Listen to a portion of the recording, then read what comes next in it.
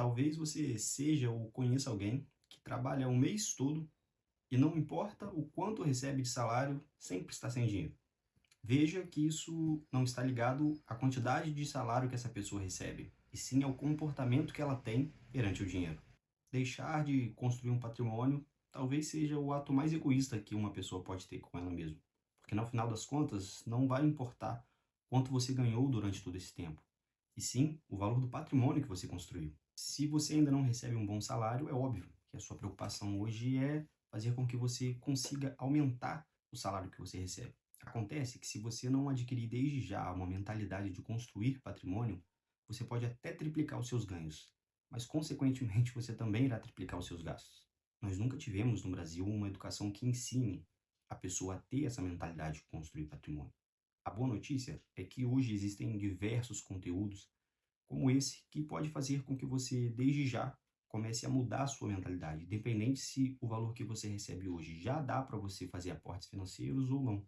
Antes, eu quero te mostrar um gráfico que mostra como o efeito dos juros compostos pode ser o seu maior aliado rumo à liberdade financeira. Vamos considerar que você invista R$ 500 todos os meses em um investimento que está atrelado à Selic atual de 15%. Ao longo do primeiro ano, juntando os seus R$ 500 por mês, você terá um total acumulado de R$ 6.000 e um rendimento ainda muito pequeno, de apenas R$ 477. Já no segundo ano, você terá aportado um total de mais R$ 6.000, terá R$ 12.000 acumulado, e esses 12.000 te renderam mais R$ 1.925. Repetindo esse processo, no terceiro ano, você irá aplicar mais R$ 6.000 durante todo o ano, terá um total de R$ 18.000 e mais R$ 4.491 de juros. Agora veja que interessante o quarto ano. Você continua aportando seus R$ 500 mensais. Ao final do quarto ano, você terá um total acumulado de 24.000, porém, você terá mais R$ 8.342 de juros. E é aqui que a mágica acontece. Porque se você acumula um total de R$ 6.000 por ano, os rendimentos ao final do quarto ano já serão de 8.342, ou seja, maior do que o valor que você aporta. No quinto ano, as coisas já começam a dissipar. Você terá guardado um total de 30.000 e ao final daquele ano você terá de juros mais 13.671, que é o montante acumulado de juros. E veja que daqui para baixo, a quantidade de rendimentos que você tem durante o ano é muito maior do que o valor dos aportes que você faz. Ao final lá dos 30 anos, né, você terá guardado um total de 180.000, porém acumulará um rendimento de mais de 2,6 milhões e terá então um somatório maior do que 2.800.000. Então, o sucesso financeiro não está ligado à quantidade de dinheiro que você ganha, e sim o valor de patrimônio que você constrói. Acontece que construir patrimônio é de fato um investimento a longo prazo, mas o efeito de juros compostos é de fato seu maior aliado. Muitas pessoas que começam a investir desistem logo na primeira fase, que é a fase de construção. Nela, o valor dos rendimentos que você tem ele é insignificante perante o capital que você investe. É por isso que eu fiz questão de mostrar aquela tabela que mostra o efeito dos juros compostos, para mostrar que você precisa confiar no efeito do tempo. E tendo essa mentalidade, então, de focar no longo prazo, aí sim podemos entrar no assunto do vídeo de hoje, que é planejamento financeiro. Um planejamento financeiro bem executado, ele não pode ser de forma generalizada, até porque cada indivíduo tem as suas peculiaridades, os seus projetos, valores de rendas diferentes. Então, o que eu vou mostrar aqui é mais num aspecto geral, com a intenção de fazer que você mude a sua mentalidade.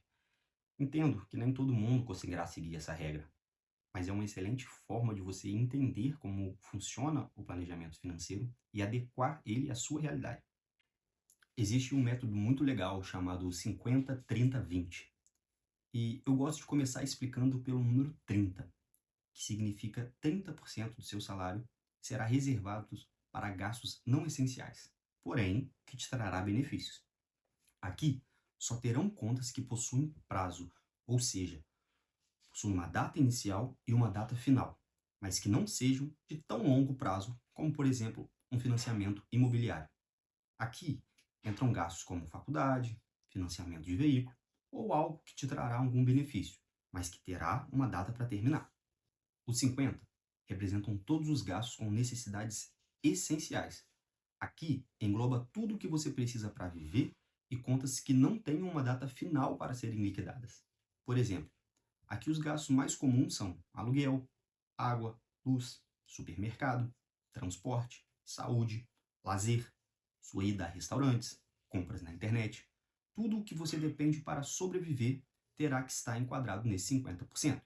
E aqui também entra a fatura do seu cartão de crédito, porque é com ele que a maioria das pessoas entram em descontrole financeiro. Então, se você foi a um restaurante ou comprou uma roupa e dividiu no cartão, a fatura do mês seguinte tem que estar inclusa aqui dentro desse limite. 20% será o valor que você irá guardar todos os meses. E dentro desses 20%, existem várias possibilidades e planejamentos. Um bem legal é o seguinte: 10% você irá guardar e esquecer. Ele estará reservado para a sua aposentadoria e é um investimento completamente de longo prazo. Os outros 10% você pode separar para algum objetivo pessoal, como fazer uma viagem, trocar de carro, comprar alguma coisa que você tenha planejado. E caso, ao final daquele ano, você não tenha planejado o que fazer, você joga esses 10% para os outros 10%, onde você não irá mexer.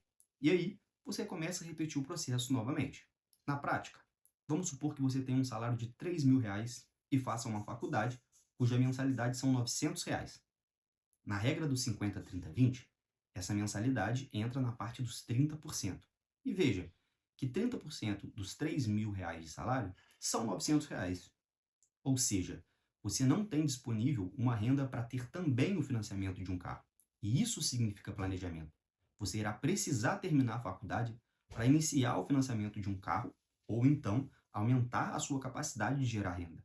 O lado bom é que essa regra é maleável.